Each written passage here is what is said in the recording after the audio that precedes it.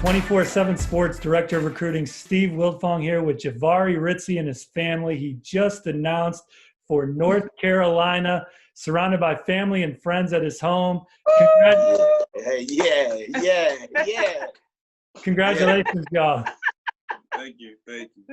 Jahvaree, you add to a North Carolina class ranked number 5 nationally by 24/7 Sports, joining the likes of Drake May, Keyshawn Silver. You chose the Tar Heels over South Carolina, Tennessee, Georgia, and Ohio State. How did you get to be a Tar Heel? Talk about that process. Them, they convinced me like over time, like just I don't know. They just started showing me like the key pieces needed, and just really everything needed for like I don't know. They just really convinced me. I hear your dog there in the background too. So he's yeah. Just your favorite things about North Carolina. The coaching staff, one. I don't know. I just love all the coaches on there. I like the family vibe, the atmosphere of the school. I like the education piece too, like how they explained it. It was just I thought it was really interesting. So just and the athletics and stuff like that. So yeah. How long have you been feeling North Carolina? North Carolina's always in my top 2, like ever since they offered me. So yeah. So it's been over a year. Did the season that the Tar Heels had last year surprise you? Did it help them with you? Nah. I mean, I knew they were gonna like blow up because of all the great players and all the great coaches they had. So it didn't surprise me at all. I was like, yeah, I already knew this was gonna happen. So yeah. Well, talk about the potential of this program now after last year's top 25 class. You guys are tracking for a top 10 class this year. Just talk about the potential in Chapel Hill on the football field. I think we're gonna win a national championship. Come on, that's right. That's all I got to talk about it. Yes. Yeah. North Carolina signs arguably or one of the nation's top defensive line classes last year. They have you and Des Evans Des Evans was last year. They have you and Keyshawn Silver and Ra Dilworth and Power Eccles and these guys. You just talk about playing for Jay Bateman in the scheme and what all y'all are bringing to the Tar Heels defense. Well, they don't know that I'm committed yet, so I can't really say anything yet. So, but they know now. They watched you on Instagram. Yeah, when they find out, they'll be like, we did that. So yeah. Sure, but just talk about playing with those guys. That kind of caliber. I think it's gonna be dope because we all have great relationships with each other. So it's not. I don't know. I think it's gonna be pretty dope. Yeah. Matt Brown, just talk about your relationship with him and what makes him the legendary coach that he is. That's it. He's the legendary coach. He's a great coach. So it's like why not? Why not stay in state? That's right. That's right. What is North Carolina getting in you? Everything. Come on. Great character, first of all, because personality, that's like the main thing right there. A great student athlete. So yeah, that's it. That's sum it up. That's it. Describe yourself as a football player. If you had the tape on right now, what would we be seeing? I can't really say. I can't like really like put myself out there like that because I don't boast about myself, so I can't really say what I am. That's right. Well, we'll bring my colleague Barton Simmons on to talk about that here in a little bit. Just you say you think North Carolina is going to win a national championship. Why do you think that? Because of all the great talent we are racking up with all the great players we have. Just I don't know, great coaching staff, great family. Well, that's the key to a national championship. We just got to win. How close of a decision was this for you? Who did you kind of go back and forth between before settling on the Tar Heels? South Carolina. South Carolina was up there because I always enjoyed South Carolina, so they were my other top 2. So yeah. How long did you know you'd be a Tar Heel? Like 3 weeks. Well, it's your parents' anniversary. Congrats to y'all. I know this is the day you wanted to announce it on. Kendra, just how special is this for you guys there? It's very special. I mean, that was one of the things that we had talked about, just trying to find a day that meant something to us. And so the fact that he took the time to just memorialize this day, it meant a lot. Because essentially we were looking at, of course, September, And so the fact that he took the time to just say, you know, Mom, I'm going to just, I don't know, just unite the family, because this really was a fresh start for all of us. It meant a lot. And as I talked about before, you know, about the significance of 12 and that being his number when he was younger. Actually, both of them were 12 when they were both younger. That's my birthday, the day I was born. It meant a whole lot to me. And I think he mentioned something about him wearing the number 12 his senior year, which was a surprise to me. I don't know how true that is, whether or not he's going back to that number, but whether or not he does or not, the point is that meant a lot to me. So this day, it means a lot. This has been a long time coming. And he said it's been, you know, a year. No, it seems like years that it's taken for us to get to this point. So I'm so blessed to see us here at this day. So. Yeah. And your favorite things about North Carolina and why it's right for your son? And so I can't even say even about the football program. For me, it was really about the academics. So I took the time to do a spreadsheet, and I looked at the when the school offered, and I broke it down, and just with all the schools, and I looked at, you know, graduation, student to teacher ratio, just turnover. There was a whole lot of things that I looked at. And honestly, North Carolina just surpassed everybody.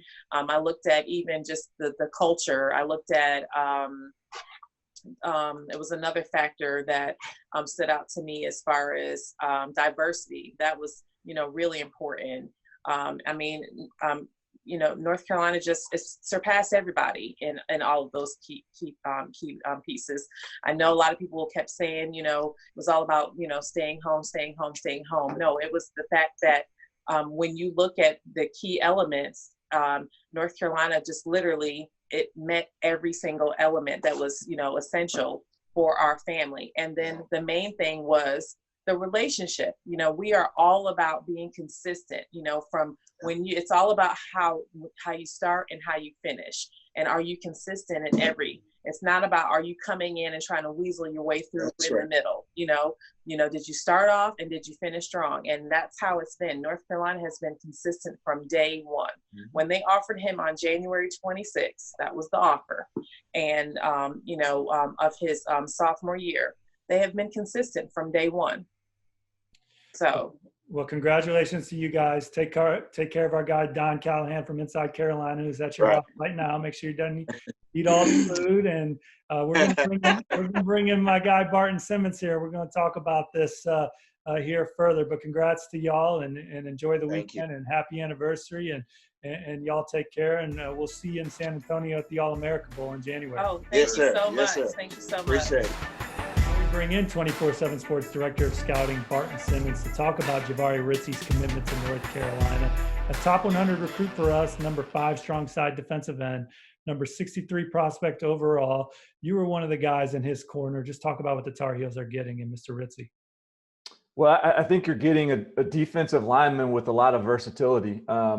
So often right now when we look at what the top NFL draft picks look like on the defensive interior and what that profile was as high school seniors, it looks a lot like Jahvaree Ritzie. The guys that were in that sort of 260-pound range that kicked down inside, brought athleticism and a pass rush element to the defensive interior, and brought some power and strength to the edge. And I think that's what Jahvaree Ritzie brings. Whether you want to play him as a defensive end, whether you want to play him as a 4-eye or a true edge guy, he can be somebody that has, controls the point of attack, can knock back an offensive line. But ultimately, I think the most upside is someone that kicks inside and is a really athletic player on the defensive interior, and is just a nightmare for those interior offensive linemen to block. So I love that versatility provides. He's got great upside in terms of his body and frame and growth potential, and the athleticism is there. And I love guys that are productive, and I love guys that are productive and impressive in other settings. The shot put is something that he's really good at and has posted really strong numbers in, and that's encouraging too. So just that, to me, one of the more intriguing and compelling upside defensive linemen in this class. Barton, let's talk about the way North Carolina is recruiting on defense as a whole. They add Ritzie to this class. That includes Keyshawn Silver, Ra Dilworth, Power Eccles. They signed one of the top defensive line classes in the country in 2019. We get our guy at safety and Jaquavius Conley. How do you see this thing coming together? What's their potential?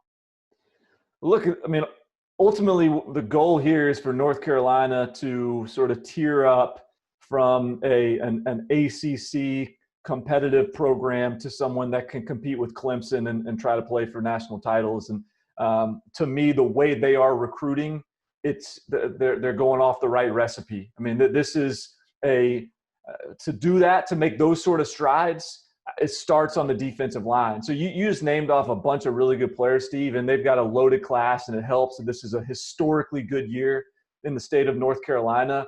But to me, none of that really matters, and you can't really compete with Clemson, with Alabama, with Ohio State unless you have the guys on the line of scrimmage, and really particularly the defensive line of scrimmage. So that this class starts with Jahvaree Ritzie and Keyshawn Silver, to me, it is a game changer. You anchor this class with those guys. You add in the defensive linemen that North Carolina landed in the 2019 cycle.